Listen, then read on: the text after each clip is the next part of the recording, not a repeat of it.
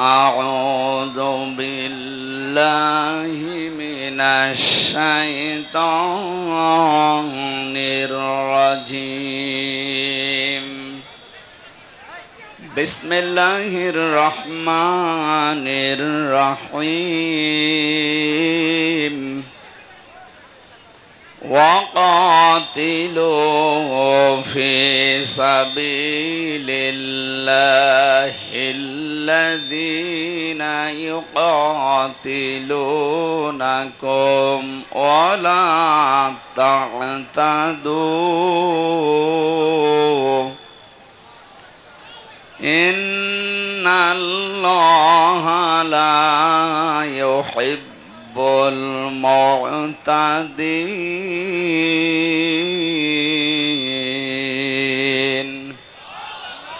صدقت يا ربنا এই কে মাইক চালাবনি রিভাব দেন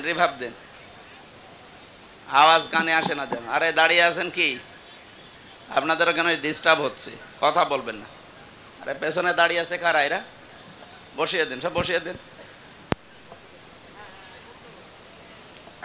বসিয়ে দেন عن أبي هريرة رضي الله تعالى عنه قال قال النبي صلى الله عليه وسلم عليكم بالجهاد في سبيل الله فإنه باب من أبواب الجنة رواه ابن ماجه وما زادهم إلا إيمانا وتسليما اللهم صل على محمد وآله وصحبه وبارك وسلم الحمد لله বাংলাদেশের ঐতিহ্যবাহী জেলা বগুড়া আদমদিঘি থানার অন্তর্গত শানপাহাড় দমদমা সরকারি প্রাথমিক বিদ্যালয় ময়দানে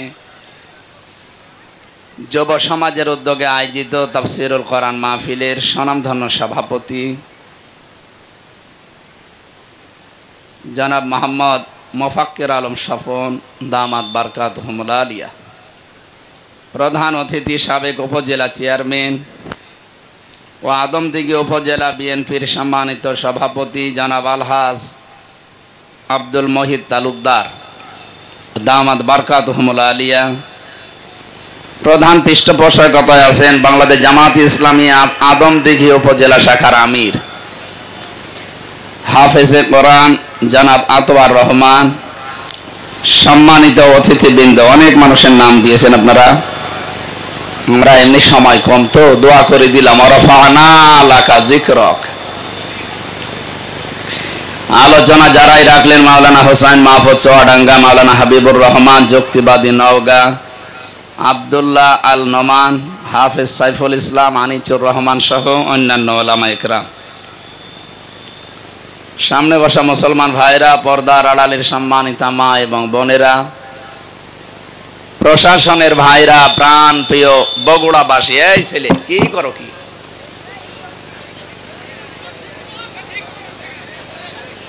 কিসে ব্যবসা করেন বুঝি না, মাইক চালাতে পারে না, মাইক দেন কেন?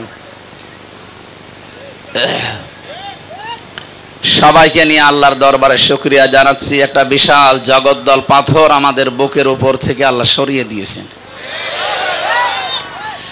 নিজেকে হালকা মনে হচ্ছে। একটা বিশাল পাথর ছিল, ওদের যে শিকড় ছিল আমি তো কাছ থেকে আঁচ করতে পেরেছিলাম, একেবারে ইউনিয়ন থেকে শুরু করে সংসদ পর্যন্ত সব জায়গায় ওরা একেবারে শিকড় গেড়ে ফেলেছিল। আল্লাহ তাআলা বলেন ফাকতিয়া দাবিরুল কওমিল্লাযিনা যালামু, জালেমদের শিকড় কাটা হয়ে গেছে। কেটেছে কে এটা জানা নেই, এই কতিয়া মজহুল, এটা ফইলা কুতিলা, কে কেটেছে এর কর্তা জানা নেই। এই জন্যই বাংলাদেশে দেখেন আগস্টের 5 তারিখে যত জালেমদের বাড়ি ঘর ভাঙা হয়েছে, কে ভেঙেছে কেউ জানে না।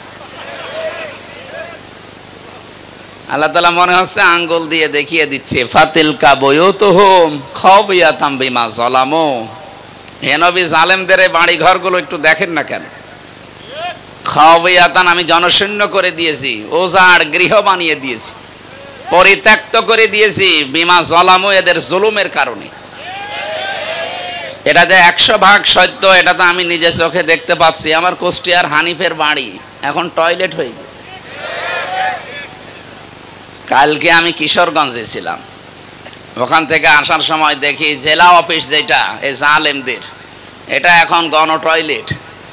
4-5 জন একসাথে যায়, এদিকে এদিকে এদিকে, মনে হচ্ছে যে জামাতবদ্ধ টয়লেট চলছে।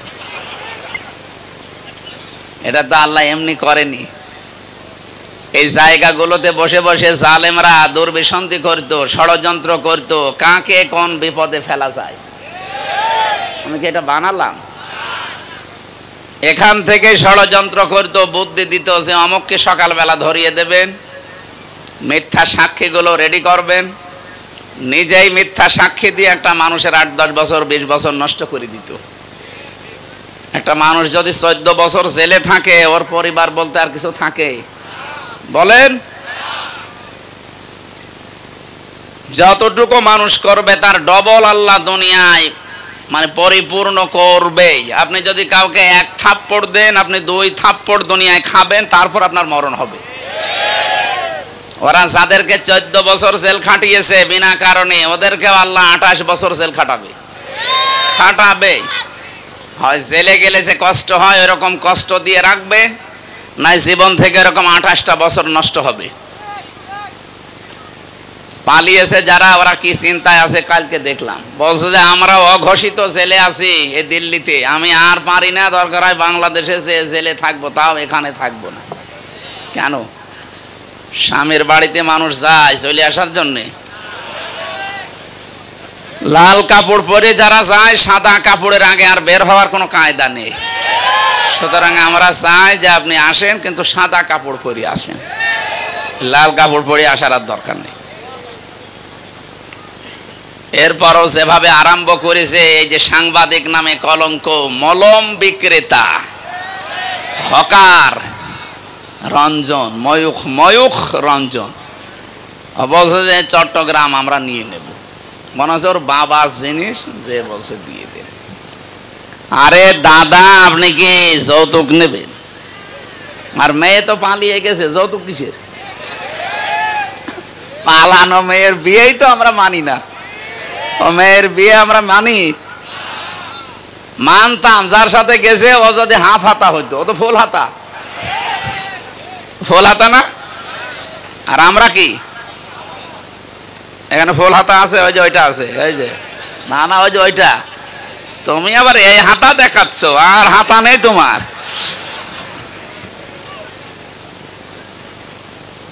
না, যে দাদার কথা বলা হচ্ছে, দাদা বলেন তো, এখন যদি ওনারা মুসলমান বানানো হয়, ও ছাতা এসে মুরব্বী মানুষ এসে গোড়া থেকে কেটে বাদ দেওয়া লাগবে। আমি আর নিচে নামলাম না। সুতরাং যৌতুক দেওয়াও জায়েজ নেই, নেওয়াও জায়েজ নেই। তারপরও যার সাথে স্বামী স্ত্রীর সম্পর্ক বলে এতদিন আপনারা বলতেন, এটা মানা যায় না, কারণ সে একজন মুশরিক।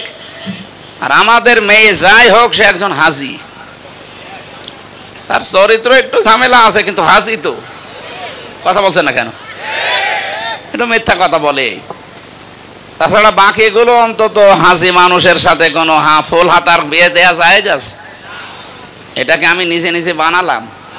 সূরা বাকারা 2 নম্বর পারা 14 নম্বর পৃষ্ঠা 4 নম্বর লাইনের 221 নম্বর আয়াতের মাঝের অংশে আছে, ওয়ালা তুনকিহুল মুশরিকিনা হাত্তা ইউমিনু। যতক্ষণ মুশরিক পুরুষ মুমিন না হবে, মুমিনা নারীর জন্য তাকে বিয়ে করা কখনো জায়েজ নেই। এই ফতোয়া সরাসরি আল্লাহর। কথা বলে না কেন? আল্লাহর এই ভাষাকে তারা এতদিন পর্যন্ত বড় আঙ্গুল দেখিয়ে নিজেদের ছেলে মেয়েকে পর্যন্ত বিয়ে দিয়েছে, খ্রিস্টান, ইহুদি, আবার বলতো ওরা আহলে কিতাব। এই পৃথিবীতে মুসলমান বাদ দিয়ে যত ধর্মের লোক আছে, আল্লাহর দৃষ্টিতে সবগুলো কাফের। আমি কি এইটাও বানালাম? সূরা আলে ইমরানের 180 নম্বর আয়াতে আছে, ওয়াইদা খাযাল্লাহু মিসাকান নাবিয়্যিনা লামা আতাইতুকুম মিন কিতাবি ওয়া হিকমাতিন সুম্মা জাআকুম রাসূলুম মুসাদ্দিকুল লিমা মাআকুম লা তুমিনুন্না বিহি ওয়া লা তানসুরুন্না ইলা আখিরি আয়া। সূরা আলে ইমরানের 3 নাম্বার পারা 19 নাম্বার পৃষ্ঠার 9 নাম্বার লাইনে আছে রব্বুল আলামিন বলেন, যত নবী আমি পাঠিয়েছি দুনিয়ায় প্রতিটি নবীর কাছে এই অঙ্গীকার নিয়েছিলাম যে তোমাদের সাথে যে কিতাব আমি দিলাম, যে হিকমত তোমাদেরকে দিয়েছি, তোমাদের পরবর্তীতে একজন রাসূল আসবে, সে তোমাদের এইগুলোর স্বীকৃতি দেবে। সুতরাং তোমাদের জামানায় যদি কেউ তাকে পেয়ে যায়, লা তুমিনুন্না বিহি ওয়া লা তানসুরুন্না, লামে তাকিদ নুনে সাকিলা, এত শক্ত শব্দ আল্লাহ দিয়েছেন। কিয়ামত পর্যন্ত আয়াতটা কোরআনে থাকবে। কিয়ামত পর্যন্ত যদি মুসা নবীও আসে, হযরতে ঈসা নবীও আসে, তাদের আর নবী হয়ে আসার সুযোগ নেই, তারা হবে মুহাম্মাদুর রাসূলুল্লাহর উম্মত। আর ওই জামানায় যদি নবীজি চলে আসতেন, অবশ্যই তার প্রতি ঈমান আনা এবং তাকে সাহায্য করা। তোমরা কি এই কথা মেনে নিলে? যত নবী আল্লাহ দুনিয়ায় পাঠালেন প্রতিটি নবী বলেছে ক্বালু আকরারনা, আমরা মেনে নিয়েছি। সুতরাং এই আয়াত অনুযায়ী প্রমাণ হয় যে পৃথিবীতে বিশ্ব নবীর নবুয়ত যেদিন তিনি পেয়েছেন, ওই দিন থেকে শুরু করে যতদিন এ দুনিয়া ধ্বংস না হবে ততদিন যারাই আছে অন্য ধর্মের নাম নিয়ে তারা কাফের। কি 4500 ধর্ম এখন দুনিয়ায়, 257টা রাষ্ট্র আছে এই পৃথিবীর ময়দানে। এখন 195টা জাতিসংঘের আন্ডারে আছে, বাকিগুলো এখনো সদস্য হতে পারেনি। যত রকমের জাতি ধর্ম বর্ণ আছে সব এখন এক বাক্যে বলা লাগবে যে আমি মুহাম্মাদুর রাসূলুল্লাহর উম্মত। কেউ যদি মুসা নবী, ঈসা নবী, দাউদ নবী, সুলাইমান নবী, এমনকি আদম নবীর উম্মত কেউ দাবি করে, সে কাফের। এজন্য যারা এতদিন চালিয়েছেন যে আমার ছেলে বিয়ে হয়েছে খ্রিস্টান, ইহুদি, এটা আহলে কিতাব, আপনি মিথ্যাবাদী, তাহলে কোরআনের আয়াত কেটে বাদ দেওয়া লাগবে। এই কথা বুঝেন? এখান থেকে আপনারা কি নেবেন? এ জামানায় আমরা যারা আছি, কোরআন শরীফের ভেতরে দেখবেন আল্লাহ প্রতিটি অক্ষর দিয়ে আমার নবীর হয় সম্মান মর্যাদা উপরে তুলে দিয়েছেন। আলিফ দিয়ে পরিচয় দিয়েছেন আহমাদ, আহমাদ মানে প্রশংসিত। বা দিয়ে আল্লাহ জানাতে চেয়েছেন আমার নবী বাশির, তিনি সুসংবাদদাতা।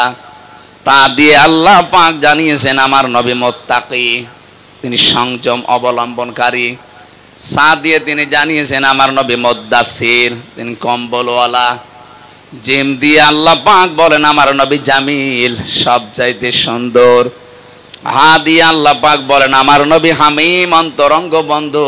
খা দিয়ে জানিয়েছেন খাতামান নাবিয়্যিন, শেষ নবী।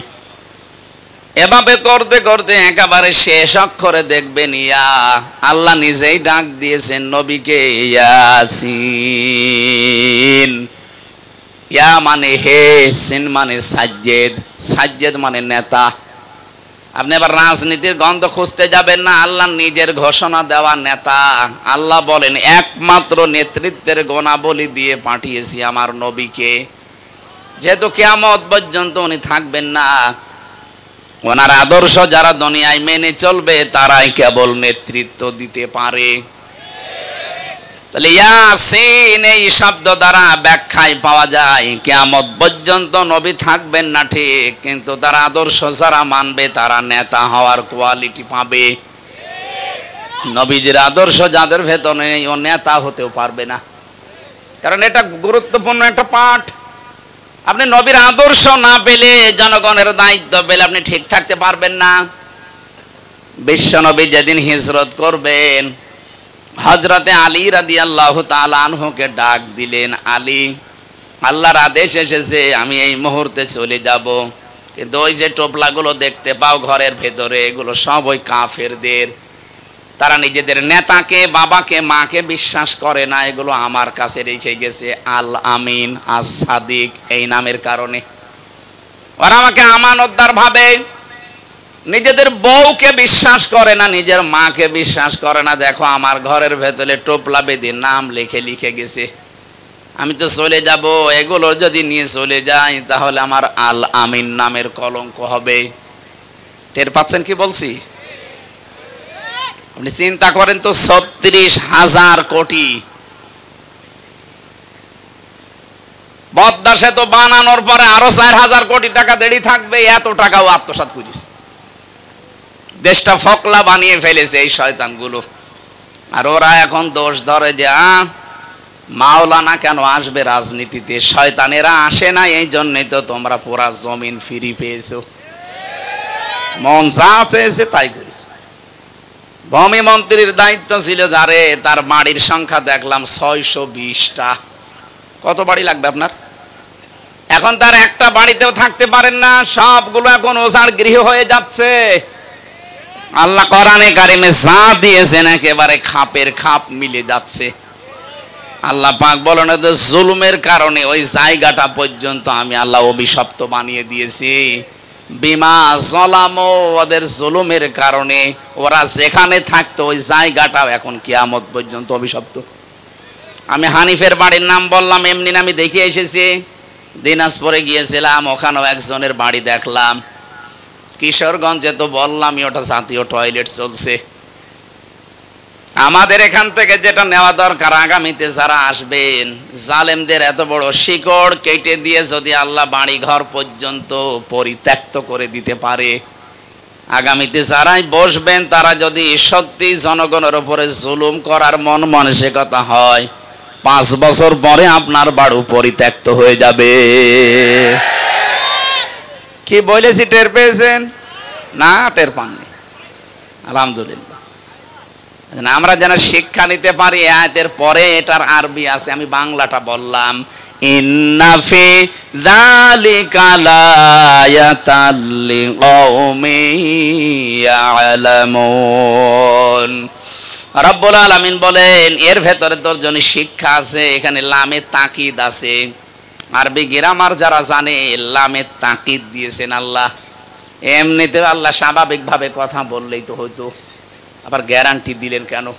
তার মানে এটা আল্লাহ ঘটাবেন, মাস্ট বি, এর ভেতরে কোনো সন্দেহ নেই। আয়াত শুরু করার আগেই দিয়েছেন ইন্না, মাঝে দিয়েছেন লামে তাকিদ।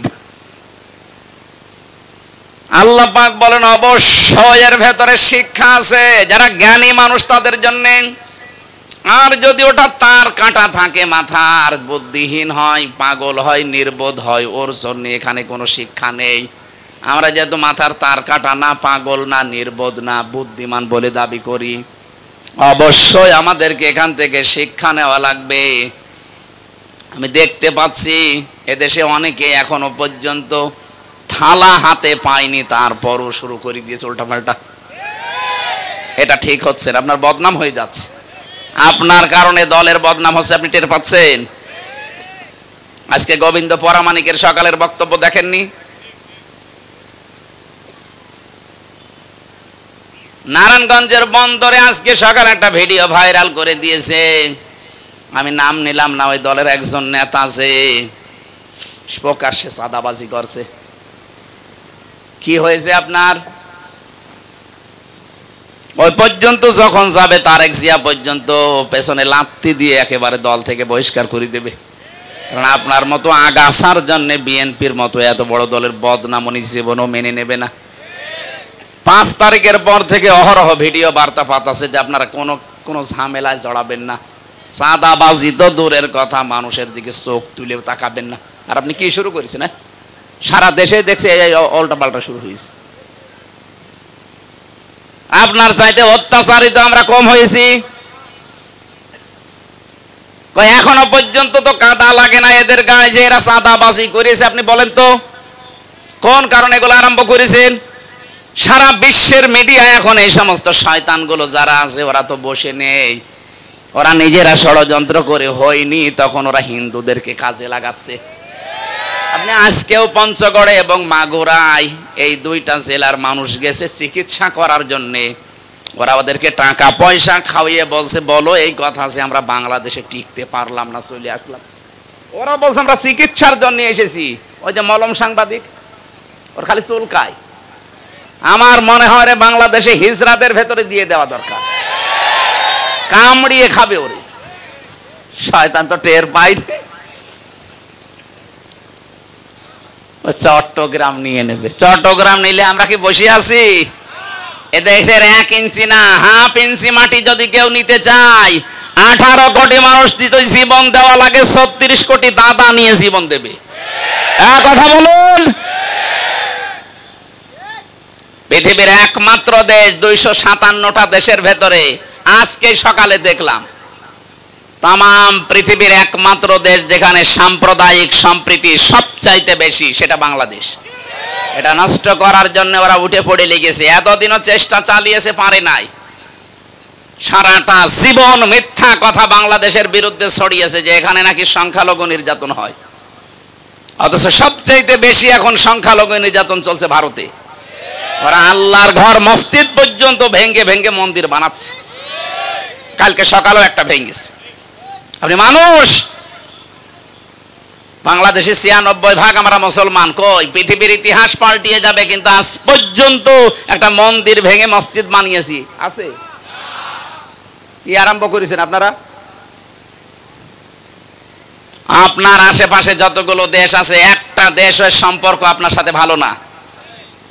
ভারতের পাকিস্তানের বর্ডারে ওরা মার খায়, চীনের বর্ডারে মার খায়, নেপালের বর্ডারে মার খায়, আফগানের সাথে একটা চিকন বর্ডার আছে, ওখানেও মার খায়, ভুটানের বর্ডারে মার খায়, মায়ানমারে মার খায়। এতদিন এই লেজুড় বৃত্তির কারণে আমাদেরকেও মারত, এখন তো আর সাহস পাচ্ছে না। কারণ আমি জানি ওদের বহু প্রদেশে আমি ঘুরেছি, 29টা প্রদেশের অনেক প্রদেশ আমার ঘোরা শেষ। আমি দেখেছি সবচেয়ে বেশি ভয় এই মুশরিকরা মরণকে করে। এত ভয় মরণের ওদের, কোরআনে কারিমে আল্লাহ দিয়েছে, ওয়ালা তাজিদান্নাহুম আহরাসান নাস আলা হায়াতি ওয়া মিনাল্লাযিনা আশরাকু। হে নবী, অবশ্যই আপনি দেখতে পাবেন জীবনের প্রতি সবচাইতে বেশি মায়া মুশরিকদের। এইজন্য ওদেরকে যদি কোনো কায়দায় এই মরে যাবে, কিন্তু ও আপনাকে বাপ বলবে না, বাপের বাপ বলবে। খালি এই যে যাওয়া বন্ধ করে দিয়েছে, একটু মরণের ছোঁয়া পেয়েছে, এখন বলছে কো আমরা তো ভিসা বন্ধ করিনি। গতকালকে ট্রাম্প যে সিদ্ধান্ত নিয়েছে, যদি বাস্তবায়ন জানুয়ারির 20 তারিখে শপথ নেওয়ার পরে করে, মোদির মাথায় আগুন ধরে যাবে। 16 লাখ ভারতীয়কে আমেরিকা থেকে ফেরত পাঠিয়ে দেবে, টের পাচ্ছেন? এদিকে বাংলার বিভিন্ন বর্ডারে ওদের পেঁয়াজ আলু সব পচা আরম্ভ হয়ে গেছে। আহ্বান জানাবো, এই দেশে যারা দায়িত্বে এখন আছেন, দরকার হয় বাংলার 18 কোটি মানুষের কাছে 2 টাকা 5 টাকা করে কালেকশন করেন। এই টাকা দিয়ে বাংলার 8টা বিভাগে আন্তর্জাতিক মানের হাসপাতাল বানান, ওদের দেশে যাওয়ার কোনো দরকার নেই। ব্যবসা বাণিজ্য যা আছে সব পাকিস্তানের সাথে, চীনের সাথে, তুরস্কের সাথে আরম্ভ করেন। ওর আশপাশের যতগুলো দেশ সবগুলো যদি ভারত ছাড়া চলতে পারে, বাংলাদেশ চলবে, কোনো ব্যাপার না। 2 দিন পরে দেখবেন খালু, বাপ, চাচা যা আছে দোলাভাই পর্যন্ত ডাকবে। আমি মিশে দেখেছি তো, এই জন্য বললাম। আর কোরআনেও আছে ওইটা, সূরা বাকারায়। প্রতিবেশী একটা পেয়েছি, কপাল খারাপ আমাদের, একটা জঘন্য চরিত্রের প্রতিবেশী এরা, মানুষ নামে কলঙ্ক। এতদিন চেষ্টা চালিয়ে পারে নাই, এখন আবার উস্কানি দিচ্ছে এই হিন্দুদেরকে বিভিন্ন কায়দায়। সম্মানিত হিন্দু ভাই এবং বোনেরা, কোনো উস্কানিতে পা দেওয়া যাবে না, তাহলে কিন্তু গোপালগঞ্জের মতো পেছনে লাল হয়ে যাবে। দেখেছেন ওদের পেছনে অবস্থা, এমন পিটানো পিটিয়েছিল আর্মিতে। ওই কয়দিন শুনলাম গোপালগঞ্জ থেকে ঢাকা আসলে, বসে আসলে 300 টাকা, দাঁড়িয়ে আসলে 1000 টাকা নেন। আর আপনার তো বগুড়ার মানুষ, টার্গেট ছিল বাংলাদেশে যাদের উপরে, তারা এই বগুড়ার একজন। কি কথা বলেন না কেন? জালেমদের যতগুলো জেলা টার্গেট ছিল, তার ভেতরে 1 নম্বরে ছিল সাতক্ষীরা, 2 নম্বরে চাঁপাই নবাবগঞ্জ, 3 নম্বরে বগুড়া। কারণ আমি রিমান্ডে এগুলো শুনতাম। ওই শয়তানরা বলতো যে এই জেলাগুলো আমরা রাখবো না, বুলডোজার দিয়ে বাড়ি ঘর সব সাতক্ষীরা, চাপাই নবাবগঞ্জের শিবগঞ্জ, কানসাটে যান সব ভেঙে দিয়েছে। আল্লাহ আবার তাদেরকে মাজা খাড়া করে দিয়েছেন, দাঁড়াচ্ছে তারা। কিন্তু জালেমরা কই, ওদের বাড়ি ঘরের এখন নিশ্চিহ্ন। পরিচয় দেবে যে আমি এই বাড়ির মালিক, সেই অবস্থা এখন আর নেই। আমরা আর যাই করি ভাই, আমরা যেন জুলুম না করি। আমি হাতে পায়ে ধরে বলছি, আপনারা থামেন।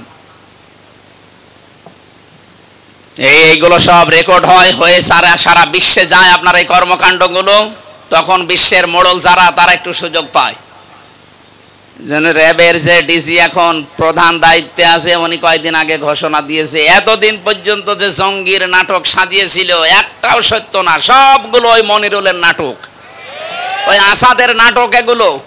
আর আমি নিজে তো দেখে এসেছি মাটির নিচে, সবগুলো নাটক। একটা মানুষকে নিয়ে যে 2 বছর 5 বছর 7 বছর রেখে দেয়, এত বড় বড় নখ হয়ে যায়। চুল দাড়ি গোপ যখন একেবারে সেরকম মনে হচ্ছে বন জঙ্গল থেকে বেরিয়ে আসে, কপাল ভালো থাকলে হয় ফেরত দেয়, আর কপালে যদি আর হায়াত না থাকে তখন হঠাৎ একদিন রাতের বেলা এসে বলে, ওই রেডি হ। কি রেডি? কি তার মানে ক্রস দেবে। আমার সামনের ঘটনা, এই যে মোশতাকুন নবী সাহেব বলছিলেন যে আমারে একদিন হঠাৎ করে এভাবে এসে বলে, ওই রেডি হন। কি রেডি? কি হব মানে আপনাকে নিয়ে যাব। চোখ মুখ বেঁধে সারা রাত খালি ঘোরায়। কোথায় নিয়ে যাচ্ছে আমি তো আর টের পাচ্ছি না। হঠাৎ রাত 11টা 12টার দিকে গাজীপুরের ওই জঙ্গলে নিয়ে বলে, যা ছেড়ে দিলাম। যেই দৌড় দেবেন গুলি করে মেরে বলবে যে আমরা ক্রস ফায়ারে মরে গেছি। এই চলছিল জঙ্গির নামে নাটক। আল্লাহ মনে হচ্ছে পোড়াটা উল্টি এখন ওদের বিরুদ্ধে দিয়েছে, কারণ ওরা এখন নিষিদ্ধ। কালকেও তাবলীগ জামাতের যে 4 জনকে হত্যা করেছে, তদন্ত আসতেছে নাকি ছাত্রলীগ এদের জবাই করেছে। যদি সত্যি হয়, নিষিদ্ধ সংগঠনের এত সাহস আসে কোত্থেকে? পথে ঘাটে যদি এরকম কিছু পান, ওদেরকেও আমার মনে হয় এভাবে ঠিক জবাই করা দরকার, নয়তো থামবে না। আল্লাহ ওই রকম কথাই আজকে দিয়েছে। সূরা বাকারা 190 নম্বর আয়াত। আল্লাহ বলেন, কাতিলু, হত্যা করো। তুমি একজন করবা তা না, কাতিলু বহু বচন, তোমরা সবাই হত্যা করবা। ফি সাবিলিল্লাহ, আল্লাহর রাস্তায়। আল্লাযীনা ইউকাতিলুনাকুম, যেমন করে ওরা তোমাদেরকে হত্যা করেছিল বা করে। ফাতাদু, কিন্তু সীমা লঙ্ঘন করবা না। ইন্নাল্লাহা লা ইউহিব্বুল মুতাদিন, এই পৃথিবীতে সবচাইতে বেশি আল্লাহ ঘৃণা করে যারা সীমা লঙ্ঘন করে, এদের পছন্দই করে না। আমার আজকের আলোচনার ভেতরে 7টা পয়েন্ট আছে, পুরা কোরআন শরীফ থেকে সাজিয়েছি। এ দুনিয়ায় যত মানুষ এখন আছে, প্রায় 810 কোটির উপরে আমরা মানুষ আছি। সবচাইতে বেশি ঘৃণা আল্লাহ পাক 7 প্রকার মানুষকে করে। আমরা যদি দেখি যে এর ভেতরে আমরা আছি, এই মুহূর্তে আমরা থেমে যাব। কি কথা বলেন না কেন? যদি দেখেন যে 7 প্রকারের কোন এক রাস্তায় আপনি আছেন, সঙ্গে সঙ্গে গতি থামিয়ে দেবেন, ওখান থেকে ফিরে আসবেন, নয়তো আপনার জন্য জান্নাত হারাম হয়ে যাবে, জাহান্নাম ওয়াজিব হয়ে যাবে। আল্লাহ যদি ভালো না বাসে জান্নাতে দেবে? কথা বলে না কেন? এজন্য আল্লাহর কাছে ঘৃণিত যে 7 প্রকার মানুষ, তার প্রথম প্রকার হচ্ছে যারা সীমা লঙ্ঘন করে। যুগে যুগে বহু জাতিকে আল্লাহ শুধু ধ্বংসই করে দিয়েছে সীমা লঙ্ঘন করার কারণে। তাহলে প্রথম শব্দ আয়াতের কি বললাম? আকাতিলু, তোমরা কতল করো, লড়াই করো, সংগ্রাম করো। কতালা শব্দটা আল্লাহ সরাসরি দিয়েছেন। শব্দ শুনেই মনে হচ্ছে আল্লাহ মনে হয় মারামারি, হত্যা, কতল করার পক্ষে নাকি? হ্যাঁ, আল্লাহকে মারামারি কতল করার পক্ষে? পক্ষে, কিন্তু কিভাবে? শান্ত করার জন্য। ছাত্রলীগ যদি সত্যি এই 4 জন মানুষকে হত্যা করে থাকে, তা হত্যা না, জবাই করেছে সরাসরি। এটা যদি সত্যি করে থাকেন, বলেন তো এদের ঠান্ডা করার জন্য সোনা মধু দোয়া দরুদ পড়ে হবে? যা করেছে ওইটা উল্টিয়ে করা লাগবে। এই জন্য কোরআনে কারিমে এরকম ড্রস মাঝে মাঝে আল্লাহ দিয়েছেন। ওই ড্রসে, ওই ফোর্সে কথা বলতে গেলে কিছু মানুষের গায়ে লাগা, এত উগ্রবাদী কথা বলছে। আরে উগ্র না, ওরা যেমন যেমন কুকুর তেমন মুগুর দেওয়া লাগবে। ওরা 4 জন মানুষকে সরাসরি জবাই করে ফেললো, আর আপনি বলছেন আস্তাগফিরুল্লাহ ইন্না লিল্লাহ। এটা কাজ হয়? আল্লাহ যেটা দিয়েছে ওইটা করেন। কুতিবা আলাইকুমুল কিসাস, ওদের উপরে কিসাসের বিধান যদি এখন সত্যি আমরা জারি করতে পারতাম, আগামী কিয়ামত পর্যন্ত এই দেশে কোনো অবৈধ হত্যা হতো না। 2732 জন মানুষ শুধু ক্ষমতার চেয়ারে অবৈধভাবে বসে থাকার জন্য আপনি এতগুলো মানুষ হত্যা করলেন। 2008 থেকে 24 পর্যন্ত নির্বাচনের নামে প্রহসন করে যারা এমপি, মন্ত্রী, উপজেলা চেয়ারম্যান এবং মেয়র এই নামে যারা ডাকতেন, তাদেরকে উপজেলা চেয়ারম্যান, মেয়র, বিশেষ করে এমপি, মন্ত্রী বলা জায়েজ নেই, কারণ আমরা আপনাকে ভোট দেইনি। আমি নিজেরটাই তো বলছি, আমার 33 বছর বয়স। 18 বছর থেকে শুরু করলে আমি 3 বার ভোট দিতে পারি, একবারও পারি নাই। এক কথা বলছেন না কেন? আপনি পেরেছেন? তাহলে আমার ভোট ছাড়া আপনি এমপি, আপনি মন্ত্রী, টাকা নিয়েছেন, বেতন ভাতা সব ফেরত দেওয়া লাগবে। পেপারে, পোস্টারে কোন জায়গায় সাবেক এমপি, সাবেক মন্ত্রী লিখতে পারবেন না। এতটুকু লিখবেন যে সাবেক চোর। কি কথা বলছেন না কেন? এতটুকু লিখতে পারেন যে সাবেক ডাকাত, কারণ আপনি ডাকাতি করেছেন। চুরি করে একবারে 154 জন ঘোষণা দিয়ে দিয়েছেন। দিনের ভোট রাতে চুরি করে নিয়ে নিয়েছেন, তা আপনি চোর। চোরকে চোর বলা অসুবিধা কি? যারা গণহত্যার সাথে জড়িত তারা নিন্দিত এবং ঘৃণিত, এইটাই ফাইনাল। আপনি চেঙ্গিস খানের দিকে তাকান, হিটলারের দিকে তাকান, তারা আপনার যাতে কম শক্তিশালী ছিল না। 60 লাখ ইহুদি দুনিয়া থেকে বিদায় করে দিয়েছে এই লোকটা।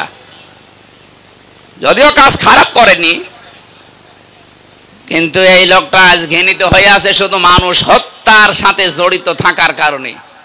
2732 জন তো সরকারি হিসাব, বেসরকারি এই 15.5 বছরে যত মানুষের সাথে আপনার নাম জড়িত, আপনি বলেন আপনার নামটা যুগের আবর্তনে কিছুদিন পরে দেখবেন গালি হিসাবে এই হিটলারের মতো, চেঙ্গিস খানের মতো ব্যবহার হবে। মানুষ শুনলেই শুধু গালি দেবে।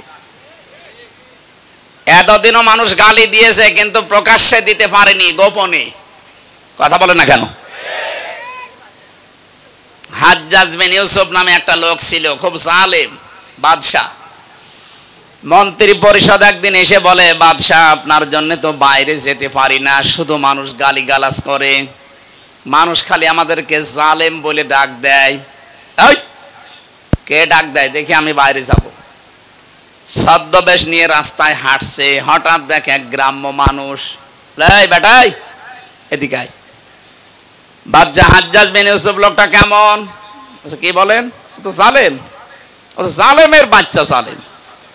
2 বার যখন বলিস ওর মেজাজ গেছে খারাপ। বলে বেটা আমারে চেনো? বলে না, আমি সেই লোক। চিন্তা করছে আমার তো মাথা এখন থাকবে না। ডাক দিয়ে বলে, বাদশাহ আপনি আমারে চেনেন? বলে না তো। কে তুই? বলছে আমি এই গ্রামের ওই লোক যার মাসে 2 দিন মাথা খারাপ হয়, আজকে তার পয়লা দিন। তুই পাগল? মাসে 2 দিন মাথা খারাপ হয়, আজকে পয়লা দিন, তার মানে আর একদিন হবে। এর মতো পাগলের সাথে কথা বলে লাভ নেই। পাগল বলে ওই দিন বেশি গিয়েছে। এই কথা বলে না কেন? আমরা এই 15.5 বছরে পাগল বলেই বেশি আছি। নাই তো সে স্টিম রোলার গেল, বেঁচে থাকার কথা। আপনি কিছু টের পাচ্ছেন? মানুষ সামনাসামনি হয়তো অনেকেই প্রশংসা করেছে, কিন্তু পেছনে যে খবর নিয়েছিলেন, এই লক্ষ লক্ষ কোটি কোটি টাকা খরচ করে মূর্তি বানালেন, কি হলো? 3 ঘন্টাও টিকতে পারেনি। সারা দেশে 3 ঘন্টায় সব উল্টিয়ে পাল্টিয়ে একেবারে মাটির সাথে মিশে দিয়েছে। যেটা মিশতে চায়নি কুষ্টিয়ার ওই 5 রাস্তার মোড়ে, শয়তান এত শক্ত ভাঙা যাচ্ছিল না, বেগুন এসে ভেঙেছে, তাও রাখে নাই জনগণ। এই জন্য হয় না ভাই, জোর করে কিছু করতে যাবেন না। হ্যাঁ, একটা কাজ করেছিল, এখন মুসলমানদের আবেগের জায়গা, এই কারণে ওটা পাল্টানো যায় না। জিয়া আন্তর্জাতিক বিমানবন্দর, এ জেলার কৃতি সন্তান, সাবেক রাষ্ট্রপতি শহীদ প্রেসিডেন্ট জিয়াউর রহমান তার নামটা পাল্টিয়ে দিয়েছিল শাহজালাল বিমানবন্দর। মানে যাতে মাতাল হলো তাহলে ঠিক আছে, কারণ জানে যে এই নাম পাল্টিয়ে যদি আমার বাবার নাম দেই, যদি কোনোদিন বাংলার জনগণ আবার আসে আমার বাবাকেও ছাড়বে আমারও ছাড়বে। এই জন্য নামটা বাবার আর দেয়নি, বাবার বাবার বাবার বাবা দিয়েছে। এমন নাম যে মুসলমানদের আবেগের জায়গা, আমরা কিছু করতেও পারি না। ওটা যদি বাবার নামে থাকতো না, বিমানবন্দরের সামনে এক বাবা ছিল, বাবারে একেবারে জায়গা মতো পাঠিয়ে দিয়েছে। কথা বলছে না কেন? এই মূর্তি সংস্কৃতির সাথে আমাদের মুসলমান যারা কোনো সম্পর্ক আছে না, আমরা ওই সম্পর্ক রাখি না। কারণ আমাদের আদি পিতা হযরত আদম থেকে শুরু করে যত নবী আল্লাহ পাঠিয়েছেন সব মূর্তির বিরুদ্ধে। আর এরা পোড়াটা উল্টিয়ে মূর্তির সংস্কৃতি দিয়ে আমাদেরকে শিরিক করাতো। কত ছোট ছোট ছেলে মেয়েরা দেখতাম যে এইভাবে করে, সব এটা টাঙিয়ে রাখে বাবার, এইভাবে করে। এটা প্রকাশ্য শিরিক। এই শিরিকের কারণে আল্লাহ নিরাপত্তা তুলে নেয় এলাকা থেকে। কাবা শরীফে এত নিরাপত্তা কেন? কারণ ওমান দাখালাহু কানা আমিনা, এখানে প্রবেশ করো নিরাপত্তা দিয়ে দেবে আল্লাহ। একটাই কারণ, সেখানে শিরিক নেই। কি নেই বলেন? বাংলাদেশ কি কাবা শরীফ? এটা কত দূর? 6500 কিলোমিটার। তাহলে এইটা যদি এখন আপনি কাবা শরীফের মতো নিরাপত্তা দিতে চান, এই 56,000 বর্গ মাইল, কোনো কাজ করা লাগবে না? কি করা লাগবে? প্রথম নাম্বারে সূরা আনামের 82 নাম্বার আয়াত, আল্লাযীনা আমানু ওয়া লাম ইয়ালবিসু ঈমানাহুম বিজুলমিন উলাইকা লাহুমুল আমনু। আল্লাহ পাক প্রথমেই বলেন যারা ঈমান আনো এই দেশে, ঈমানের সাথে সাথে যদি জুলুম করতে না চাও, তার মানে এখানে জুলুম মানে শিরিক। আপনি তাফসীর যত দেখবেন এখানে জুলমিন আর শিরকিন। যারা শিরিক থেকে পবিত্র থাকতে পারবে উলাইকা লাহুমুল আমনু, আল্লাহ এইভাবে দেখিয়েছেন যে এই মানুষগুলো বাংলার এই 56,000 বর্গ মাইলের এই 18 কোটি মানুষের জন্য আমি আল্লাহ নিরাপত্তার গ্যারান্টি দিয়ে দিলাম। সুবহানাল্লাহ বলতে পারেন? সুতরাং আশপাশের প্রতিবেশীদের দ্বারা যে ষড়যন্ত্র হচ্ছে, নিরাপত্তা বিঘ্নিত হচ্ছে আমাদের, আজ আমরা অনেকে আতঙ্কে আছি ওই শত্রুদের কারণে, এবং এই দেশে অনেকে এখনো লুকিয়ে আছে ঘাপটি মেরে এই শত্রুদের কারণে। এ দেশটা এখন শান্তি শাস্তি নিরাপত্তা দিয়ে কাবার মতো যদি ঢেকে রাখতে হয়, শিরিক বর্জন করা লাগবে। কথা বলে না কেন? বাংলাদেশে বহু শিরিক আছে প্রকাশ্যে গোপনে। প্রকাশ্যে একটা শিরিকের কথা বলছি, দেখেন তো আপনি ছাড়তে পারেন কিনা। যে মানুষগুলো এই দুনিয়াতে বিশ্বাস করে ক্ষমতার উৎস জনগণ, তারা শিরিক করছেন। শিরিক যারা করে তারা মুশরিক। কথা বলছে না কেন? হয়তো আপনি বুঝে না বুঝে বিশ্বাসে আছেন, এক্ষুনি বিশ্বাস পাল্টাবেন, কারণ কোরআনের 903টা আয়াতের সাথে পুরা সাংঘর্ষিক। আল্লাহ পাক বারবার আমাদেরকে শোনাচ্ছেন আন্নাল কুওয়াতা লিল্লাহি জামিআ ইন্নাল্লাহা আলা কুল্লি শাইইন কাদির কুলিল্লাহুম্মা মালিকাল মুলকি তুতিল মুলকা মান তাশা। এরকম 903 জায়গায় ডাইরেক্ট ইনডাইরেক্ট মিলে আল্লাহ জানিয়েছেন আলা লাহুল খালকু ওয়াল আমরু তাবারাকাল্লাহু রাব্বুল আলামিন। বলেন আল্লাহু আকবার। আয়াতগুলোর সামারাইজ এই, ক্ষমতার উৎস জনগণ নয়, ক্ষমতার উৎস কে?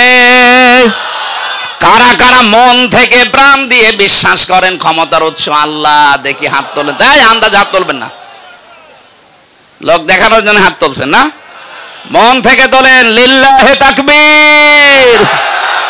দেখেন তো হাত তোলেনি কে? ওই যে কালো গেঞ্জি, ওই আপনার হাত কই? তোলেন। হ্যাঁ ঠিক আছে। এতগুলো মানুষের ভেতরে যদি শিরিক না থাকে, এই যে একজন এইভাবে দাঁড়িয়ে আছে, তার মানে ও মুশরিক। ওরে কোরআন শরীফের দলিলে হবে না, ওরে বাকারি শরীফ লাগবে। আপনি শিরিক করে তো নিজে বিপদে পড়ছেন না ভাই, আমাদেরকেও বিপদে ফেলছেন। এ বাংলাদেশে বাবার আর নিজের শিরিক করে যদি নিজেরা বিপদে পড়তো কিচ্ছু বলতাম না। শিরিক করে তো দেশের শান্তি স্বস্তি নিরাপত্তা গোল্লায় যাচ্ছিল। কথা বলছে না কেন? কারণ আল্লাহর ঘোষণা, যারা শিরিক করে ওই জায়গা থেকে আল্লাহ শান্তি তুলে দেয়। 2 তলা নৌকা চলছে, কয় তলা? বলেন বলেন।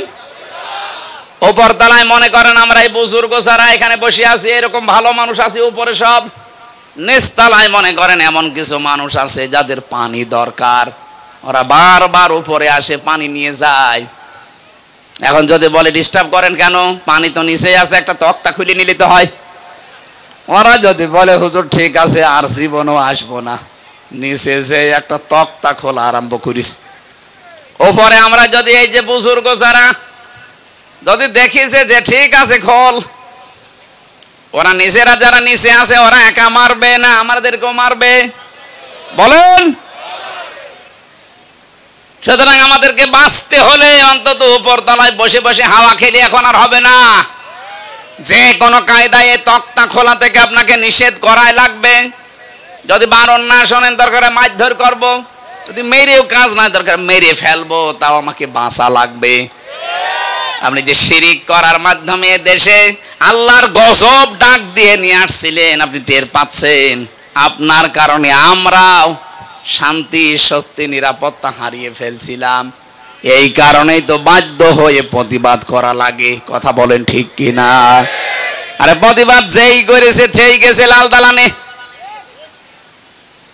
আর কিছু মানুষ কৌশলে ছিল, ওই মানুষগুলো যাওয়া লাগে না, কিন্তু তারাও বাইরে একটা কারাগারে ছিল, বাড়িতে থাকতে পারে না, ধানের খেতে বাঁশতলায় গাছতলায় গোরস্থানে পর্যন্ত ছিল। এখানে এখানে আমার আল্লাহ কিন্তু আসলে মারামারি কাটাকাটি মানুষ হত্যার পক্ষে না, কিন্তু বাস্তবে যদি লেবেল করতে হয়, ওই জায়গাটা যদি শান্তি ফিরিয়ে নিয়ে আসতে হয়, তাহলে এরকম কিছু দরকার। রব্বুল আলামিন নবীজিকে জানিয়েছেন বদরের ময়দানের কাহিনীটা। হে নবী, এই যে 80 জন কাফের সব পড়েছিল, একটাকেও আপনার সাহাবীরা মারে নাই, আপনিও মারেন নাই। 3000, 1000, 5000, প্রথমে 1000, পরে 3000, পরে 5000 ফেরেশতা পাঠিয়ে ওরা যে এসেছিল ওদেরকে আমি আল্লাহ নিজে ফেরেশতাদেরকে দিয়ে এভাবে হত্যা করেছি। কেটে কেটে ফেলে রেখেছিলাম, আপনার ওই খেজুরের ডালের কাজ না। আপনি যে খেজুরের ডাল নিয়ে এসেছিলেন সাহাবীদেরকে নিয়ে, অথচ যারা পড়ে আছে দেখেন তো খেজুরের ডাল দিয়ে এভাবে নিখুঁত ভাবে জবাই করা যায়। ওদেরকে তো জবাই করেছে আমার ফেরেশতারা। ফালাম তাকতুলুহুম ওয়ালাকিন্নাল্লাহা কাতালাহুম ওমা রমাইতা ইয রমাইতা ওয়ালাকিন্নাল্লাহা রমা। বরং তাদেরকে আপনি হত্যা করেননি, ওদের আমি আল্লাহ নিজে হত্যা করেছিলাম। আমি লেবেল করতে চেয়েছি দুনিয়া যেন শান্ত হয়। এই জন্য এখন যা শুরু করেছে ওরা গুপ্ত হত্যা, এটার জন্য সোনা মধু, এদের জন্য শুধু ঝাড় ফুঁক দিয়ে আর হবে না, ওয়াজে কাজ হবে না, এদের জন্য ঠিক ওই বিধানটাই উল্টিয়ে দেওয়া লাগবে। আল্লাহ বলেন এতদিন যারা তোমাদের হত্যা করেছে তারাদেরকে হত্যা করো, কিন্তু সাবধান ওদের মতো সীমা লঙ্ঘন করবা না। ওরা 4 জন যদি মেরে ফেলে হত্যা করে জবাই করে, ওদের 4 জনকে ঠিক এইভাবেই করা লাগবে। এটা আমাদের হাতে তোলার বিষয় না, রাষ্ট্রের বিষয়। যারা দায়িত্বে আছেন আহ্বান জানাচ্ছি, দেশকে যদি সত্যি সামনে শান্তি স্বস্তি নিরাপত্তা দিতে চান, অন্তত এইটা দিয়ে আরম্ভ করেন। তাবলীগ জামাতের যাদের 4 জনকে জবাই করেছে, খুব তাড়াতাড়ি এদেরকে বের করেন, ওদেরকেও বায়তুল মুকাররমের সামনে নিয়ে জবাই করে দিন, দেখেন এ দেশে এমনি ঠান্ডা হয়ে যাবে। যারা উস্কানি দিচ্ছে ওরা বলবে ওরে বাপ দরকার নেই, কারণ আল্লাহ ভালো করে জানে যে কোন জায়গায় কোন ঔষধ দেওয়া লাগে। আল্লাহ বলেন সাবধান, সীমা লঙ্ঘন করতে যেও না, যে কোনো কাজে সীমা লঙ্ঘন করলে আমি আল্লাহ ঘৃণিত করে দেই। এতদিন যারা সীমা লঙ্ঘন করেছিল তাদেরকে আল্লাহ সত্যিই কিন্তু ঘৃণিত করে দিয়েছে। একেবারে শুরু হয়েছে সেই জান্নাত থেকে। এটা আমাদের আদি পিতা হযরতে আদম আলাইহিস সালাম, মা হাওয়া আলাইহিস সালাম, দুইজনেই সীমা লঙ্ঘন করে ওই গাছটার কাছে গিয়েছিল। ওটা একটা বর্ডার। আমরা মনে করি ওটা শুধু গন্ধম গাছের জন্যই খাস না। যারা এখানে তাফসীর বোঝেন তাদেরকে বলছি বাড়ি যে পড়বেন, অকুলনা ইয়া আদামুসকুন আনতা ওয়া যাওজুকাল জান্নাহ ওয়াকুলা মিনহা রাগাদান হাইসু শি'তুমা। রব্বুল আলামিন বলেন, আদম, যে মেয়েটাকে বিয়ে করলে একে নিয়ে এবার বাবার বাড়ি চলে যাও। আদমের বাড়ি মানে জান্নাত। আদমের বাড়ি কোনটা বলেন বলেন? আর আমাদের বাবার বাড়ি, উনি যেহেতু আমাদের আদি পিতা বাবা, এই জন্য আমাদের বাবার বাড়ি জান্নাত। এখান থেকে মাসলা বের হয়, বিয়ে করে বউ নিয়ে আপনাকে বাবার বাড়ি যাওয়া লাগবে। কিন্তু কত মানুষকে আমরা দেখি বিয়ে করে আরো নিজে ঘর জামাই থেকে যায়। একটা ইতর এ বগুড়ায় ঘর জামাই আছেন? একটু হাত তোলেন তো দেখি ঘর জামাই। না নেই, এখানে নেই আলহামদুলিল্লাহ। এ জেলা তো ভদ্র জেলা, এখানে ঘর জামাই থেকে মরবে? বিয়ে করার পরে বিয়ের যে সিস্টেম গুলো শোনেন, এখানে যেহেতু গ্রাম অঞ্চলের জন্য বলছি, এদেশে বহু জায়গায় আমরা দেখি অনেকে বিয়ে করার সময় বরযাত্রী নিয়ে যায় মেয়ের বাড়িতে। এটা কিন্তু হিন্দুদের কালচার। এই যে গায়ে হলুদ দেওয়া, বরযাত্রী যাওয়া কাদের কালচার? আরো জোরে বলেন। মুসলমানদের কালচার হচ্ছে অলিমা করা। কি করা? অলিমার খবর নেই, 200 জন 250 জন নিয়ে উনি যাচ্ছে মেয়ের বাড়িতে বরযাত্রী নিয়ে।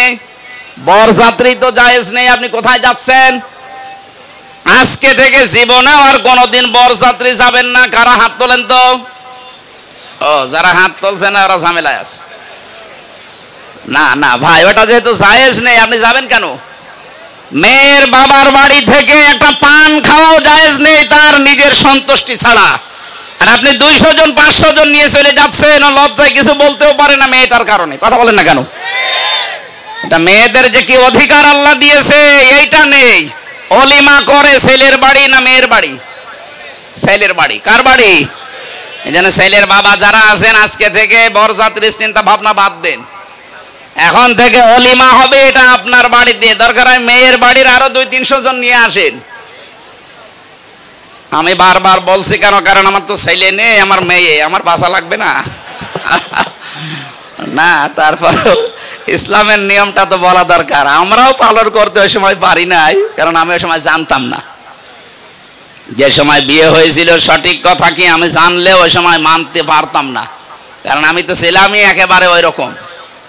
সুতরাং এখন পরিবেশ যখন আমাদের এসেছে, আপনারা ছেলের বাবা যারা এই নিয়মটা পাল্টিয়ে ফেলবেন। আর কোনোদিন বরযাত্রী যাব না, কেউ দাওয়াত দিলেও বলবো না আমি ওর ভেতরে নেই। আপনি অলিমার দাওয়াত দেন, আমি আসি। কথা বলেন না কেন? হযরত আদম আলাইহিস সালাম স্ত্রীকে নিয়ে গেলেন বাড়িতে, তার মানে জান্নাতে। আল্লাহ বলেন কুলা মিনহা রাগাদান হাইসু শি'তুমা। সাবধান, নিজে যা খাবে স্ত্রীকে কিন্তু ওই মানের খাবার খাওয়াবে। আল্লাহ কিন্তু আংতা ওয়া কুলা দেয়নি। যারা কোরআন পড়তে পারে, তাফসীর বোঝে, মেয়েদের প্রতি আল্লাহ দেখেন কেমন টান দিয়েছেন। আল্লাহ বলেন, হে পৃথিবীর মেয়েরা, স্বামীর বাড়িতে গিয়ে স্বামী মরণের খাওয়া খাবে আর তোমাকে হালকা দেবে তা না। আমি এটা জায়েজই করি নাই। সে প্রথম তোমার আদি পিতাকে আদেশ দিয়েছি, বউ বাড়ি নিয়ে যে নিজে যেই মানের খাবার খাবে ওই মানের খাবার বউকে খাওয়ানো লাগবে। এটা কিন্তু আল্লাহর আদেশ। আজ অনেক নামাজি, অনেক রোজাদার হজ করে আসে, কিন্তু পারিবারিক জীবনে এটা নেই। না, আপনার নামাজ হবে না, কারণ এটা একটা হক। যেই মানের খাবার খাবেন, যেই মানের পোশাক পরবেন, যেই মানের জায়গায় থাকবেন, ওইটাও স্ত্রীকে ওইভাবে দেওয়া, এটা আল্লাহর নির্দেশ। আমাদের আদি পিতাকে আল্লাহ দিয়েছেন। কেউ যদি মনে করে এ আর কি দুনিয়ার কাজ, এটুকু না, এইটা দিয়ে আপনার জান্নাত তৈরি হবে। কেউ যদি তার স্ত্রীর জন্য, তার মেয়ের জন্য খরচ করে, তার মায়ের জন্য, নবীজি বলেন ওই টাকার হিসাব কিয়ামতে দেওয়া লাগবে না। আপনি কোন পীরের দরবারে, কোন মাজারে, কোন খানকায়, কোন বাবার দরবারে টাকা দিলে টাকার জবাব দেওয়া লাগবে না, কথা আমি পাইনি। কিন্তু স্ত্রীকে, নিজের মাকে, নিজের মেয়েকে সাধ্য মতো যদি তাদের পেছনে খরচ করেন, এমনকি স্ত্রীর সাজগোজ করার জন্য যদি মাসে 5-10 হাজার টাকাও খরচ হয়, পুরা 10,000 আল্লাহর রাস্তায় দান করার সওয়াব হবে। মাসে 10,000 না, বিয়ে করার পর থেকে আজ 50 বছরও 10,000 টাকা সাজগোজ করার জিনিস কিনে দিয়েছেন? বলছেন না। তাই আপনার বিয়ে করার দরকার কি? আল্লাহ বলেন রাগাদান হাইসো সে তোমা, বউ নিয়ে শুধু বাবার বাড়ি থেকে নিজের বাড়িতে এসে ঘর বন্দি করে রাখবা না। মাঝে মাঝে বেড়াতে যাও, সাধ্য মতো যেখানে ইচ্ছা যাও, যা ইচ্ছা খাও, কিন্তু সাবধান, ওয়ালা তাকরাবা হাযিহিস শাজারাতা, এই গাছটার নিকটে যাবা না। ফাতাকুনা মিনাজ জালিমিন, তাহলে জালেম হয়ে যাবা। তার মানে এই গাছটা বলতে শুধুমাত্র ওই গন্ধম গাছই না, গাছ মানে একটা বর্ডার। গাছ মানে কি? আল্লাহ পাক বলেন পৃথিবীতে আমার এরকম বর্ডার আছে 500, এই কোরআন শরীফে আছে। এই 500 বর্ডারের কাছে যখনই যাবেন, আদম নবী আলাইহিস সালাম যেমন গাছ বর্ডার ওভারটেক করেছিলেন, সন্তান হিসাবে তোমরা বর্ডার ওভারটেক করবা না। যেখানে যে দেখবা যে থমকে যাবা। বিয়ে বাড়িতে গেছো নিজের বউ নিয়ে, নিষেধ নেই, কিন্তু এমন বিয়ে বাড়িতে যাওয়া যাবে না যেখানে গেলে বড় পর্দা থাকে না, নিজেরও পর্দা থাকে না। এরকম বিয়ে বাড়ি নেই? এক কথা বলে না কেন? এরকম মেলায় যাওয়া যাবে না যেখানে গেলে বড় পর্দা নেই, আপনারও নেই। এই যে চলছে ওয়াজের মাহফিলে, যদি এই মেলায় এই পর্দায় না থাকে, ও ছাতা দেওয়ার দরকার কি? আমি তো শুধু একটা উদাহরণ দিলাম যে বিয়ে বাড়ির আজ হাজারো জায়গা আছে যেখানে গেলে পর্দার মতো বিধান মানা যায় না। জীবন চলে চাইলে ওখানে যাওয়া যাবে না, এটা আল্লাহর নিষেধ। যদি এরপরও কেউ সীমা লঙ্ঘন করেন, আল্লাহ পাক বলেন সে আমার কাছে ঘৃণিত, সে জালেম। বলেন নাউজুবিল্লাহ। সম্মানিত মা বোনেরা, যারা বাইরে যেতে চান, 2টা বিধান আছে পর্দার, একটা রুখসাত, একটা আজিমাত। আপনার এই মুখমণ্ডল, হাতের কবজি আর পায়ের পাতা বাদ দিয়ে বাকি শরীর ঢেকে আপনি বাইরে যেতে পারবেন, এটা ছাড় আছে। কিন্তু যদি আপনি আজিমাত মেনে চলতে চান, খাস পর্দা যেটা বলা হয়, হাত মোজা, পা মোজা, চোখের উপরে একটা পাতলা কিছু দেওয়া লাগবে, যেটা হেজাব বলা হয়। এটা যদি করতে পারেন তাহলে তো সোনাই সোহাগা। যদিও মেয়েদের পর্দাটা মুখমণ্ডল, হাতের কবজি আর পায়ের পাতা খোলা রাখলেও গুনাহ হবে না। অনেক আলেম যায় এটা জানিয়েছে যে না, মুখটা যেহেতু সৌন্দর্যের প্রতীক, এজন্য মুখটাও ঢেকে রাখা লাগবে। কিন্তু ছেলেদের পর্দা হচ্ছে নাভি থেকে শুরু করে হাঁটু পর্যন্ত। হাবি থেকে শুরু করে হাঁটু পর্যন্ত যদি কোনো পুরুষের ঢাকা থাকে, পুরা শরীরে কাপড় না থাকে, অসুবিধা নেই, আপনি তার ফরজ আদায় হয়ে যাবে। মেয়েরা এখান থেকে মাসলা পেয়েছি আমি, আপনারা যদি নামাজ পড়েন, শাড়ি পরে নামাজ পড়লে আপনার নামাজ কিন্তু হবে না যদি চুল বেরিয়ে যায়। শাড়ি পরে নামাজ পড়ছেন, যদি সেজদায় রুকুতে গিয়ে চুল বেরিয়ে যায়, চুল দেখা যায়, আপনার নামাজ ভেঙে যাবে। এজন্য মেয়েদের সর্বোত্তম সুন্নাতি পোশাক আমার মনে হয় যেটা সালোয়ার কামিজ। কি আজকে থেকে পরিবারে এইটা বানিয়ে দেবেন, শাড়ির এই প্রচলন বাদ দিয়ে দেন। হাত পর্যন্ত হাতা বানাবেন ঢিলা ঢালা, পা পর্যন্ত লম্বা বানাবেন। ছায়া পায়জামা নিচে চাই পরুক, ব্লাউজ থাকবে এবং মাথা থেকে শুরু করে পুরা বুকটা নিয়ে একটা বড় ওড়না থাকবে। হঠাৎ কোনো পরপুরুষের সামনে পড়ে গেলেও পর্দার মতো ফরজ বিধানটা লঙ্ঘন হবে না। আপনি কি ইয়ার কি মনে করেন পর্দাকে? এটা যে ফরজ অনেকে জানে কিন্তু মানে তো না, আরো টিটকারি করে। পর্দার এই বিধানটা নফল না ফরজ? নামাজের মতো ফরজ। অথচ নামাজ পড়ছে অনেক মহিলা, পর্দা নেই। আমি আশা করব এখান থেকে আপনি মেনে নেবেন, আল্লাহর সীমানার বাইরে যাওয়া যাবে না। একটা বর্ডার আল্লাহ রাব্বুল আলামিন এমন ভাবে বর্ডারটা তৈরি করে দিয়েছেন। আপনি, আমরা যারা পুরুষ মানুষ আছি এখানে, যত পুরুষ আছেন, আজকে থেকে এই 2টা ঔষধ কোরআনে আছে, আমরা এখন থেকে মেনে চলবো। তাহলে পর্দার মতো এই বিধান এবং জেনা থেকে আপনাকে আল্লাহ বাঁচিয়ে দেবে। আজ অনেক পুরুষ মানুষ কল দেয়, বলে হুজুর এক বউ, কতদিন আর কি করব, ভালো লাগে না, অন্যেরটা দেখলে খুব ভালো লাগে। কি আমি নিজে পেয়েছি মোবাইলে, অনেকেই বলে এক জিনিস আর কতদিন, ভাল লাগে না, অন্যেরটা দেখলে কিন্তু খুব ভালো লাগে। এটার কারণ আছে। সূরা নূর 30 নম্বর আয়াতে আল্লাহ এই কারণটা দিয়েছেন। আপনি যদি এই কথা বলেন যে এক জিনিস 2 বছর হয়ে গেল আর কতদিন কি করব, তে আপনার মেয়েটাও তো বলতে পারে যে ওই এক ছাতা আর কতদিন করব, বলতে পারে না? এই জন্য নিজের বর প্রতি আকর্ষণ বাড়বে, অন্যের প্রতি ঘৃণা জন্মাবে, আপনার আকর্ষণ কমে যাবে। সূরা নূরের 30 নম্বর আয়াত যদি মানতে পারেন, 15 দিন মানবেন, মাত্র 15 দিন, দেখেন আপনার অন্য মহিলার প্রতি আকর্ষণ কমবেই। আল্লাহর ঔষধ মিস্টেক হবে না, হবে। উনি পরীক্ষা নিরীক্ষা করে তারপরে ঔষধ দিয়েছে। আমাদের ভেতরের অবস্থা তো আল্লাহ জানে। ডাক্তারের কাছে গেলে পরীক্ষা নিরীক্ষা করে যেমন 1 টাকার ঔষধ দিলেই সেরে যায়, আল্লাহ পাক বলেন তোর পুরা বডিটা আমি জানি যে কিভাবে বানিয়েছি, এটা পরীক্ষা নিরীক্ষা করে 2টা ঔষধ দিলাম, এখন থেকে মানা লাগবে। অকুল্লিল মুমিনিনা ইয়াগুদ্দু মিন আবসারিহিম ওয়া ইয়াহফাযু ফুরুজাহুম যালিকা আযকা লাহুম ইলা আখিরি আয়া। যতগুলো তাফসীর আমি মিলিয়েছি আয়াতের সাথে, সব মুফাসসিরিন ইকরাম বলেছেন 2টা এই ঔষধ পান করো। আল্লাহ গ্যারান্টি দিয়েছেন তুমি কোনোদিন জীবনে তোমার জিনার গুনাহ আমলনামায় উঠবে না। নিজের স্ত্রীর প্রতি তোমার ভালোবাসা আকর্ষণ বাড়তে থাকবে দিনের পর দিন। বিভিন্ন তাফসিরে দিনের উল্লেখ আছে, আমি এক তাফসিরে 15 দিন মাত্র পেয়েছি। এজন্য আপনাকে আমি আহ্বান জানাচ্ছি, মেনে চলবেন আজকে থেকে। 1 নম্বরে কোন মহিলাকে যদি দেখেন সঙ্গে সঙ্গে নিজের চোখ নিম্নগামী করবেন, মন চাইলেও তাকানো যাবে না। নিজের স্ত্রী বাদ দিয়ে অন্য কোন মহিলাকে তো কামনা করা জায়েজ না, না কামনা করাই জায়েজ নেই, করা না শুধু হসাই আছে। ইল্লা আলা আজওয়াজিহিম, এই আয়াত অনুযায়ী নিজের জায়েজ স্ত্রী বাদ দিয়ে অন্য কোন মহিলাকে কামনা করাই জায়েজ নেই।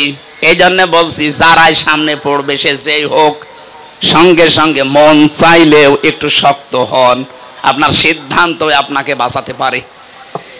আপনি আজকেই সিদ্ধান্ত নিয়ে আমল করা শুরু করেন, মাত্র 15 দিন, যে 14 জন মহিলা বাদ দিয়ে যত সুন্দরী মহিলা আমার সামনে আসুক, আমি চোখ নিচের দিকে নামাবো।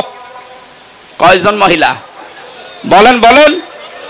এর ভেতরে আপনার আপন মা, আপন খালা, আপন ফুফু, নিজের ভাইয়ের মেয়ে, বোনের মেয়ে, এরপরে আপন পুত্র বধূ, যেটা এটার কি বলে আমি জানি না এলাকায়, যে ছেলের বউ, যেটা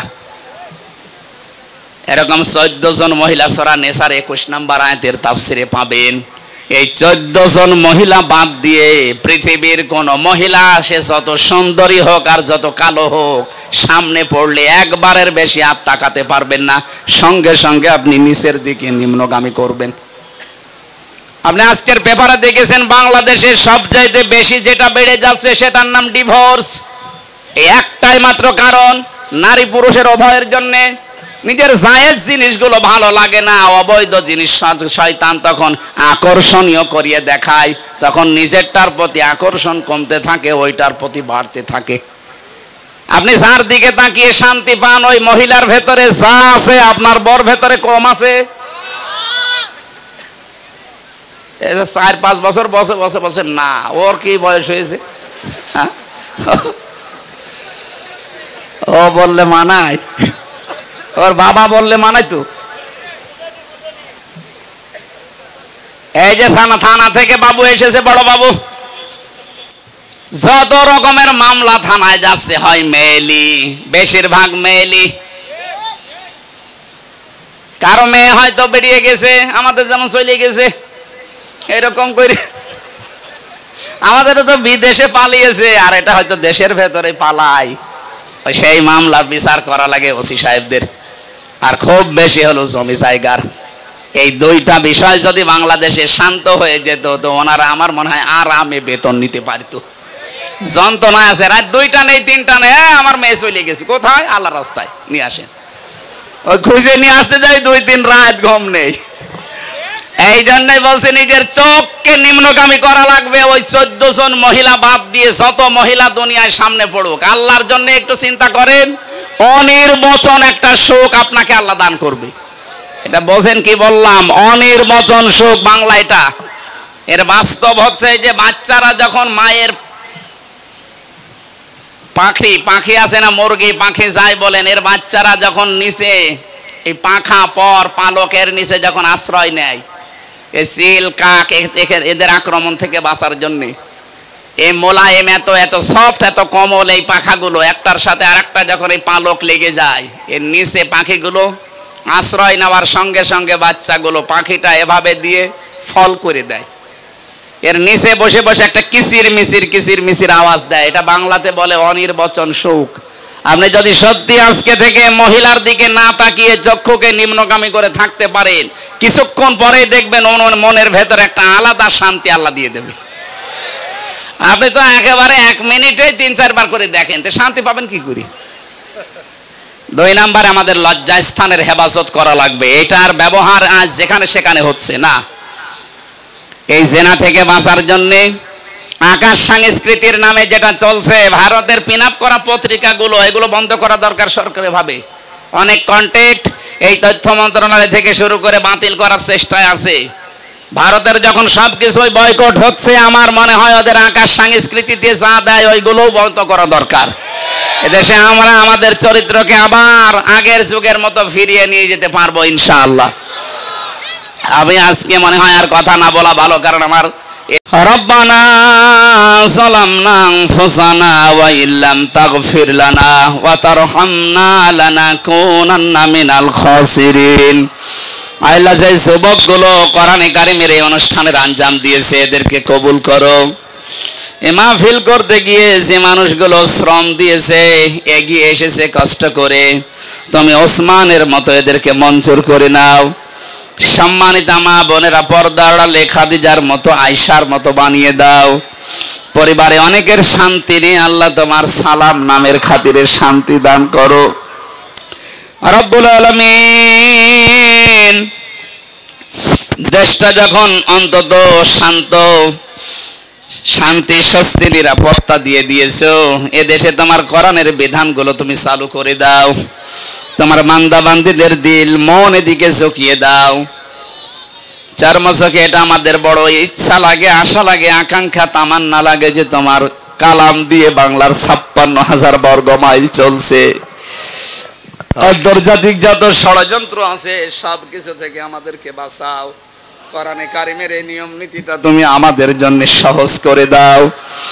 আল্লাহ তাআলা, সারা জীবন অপরাধ করে তো জীবনটা নষ্ট করে ফেলেছি।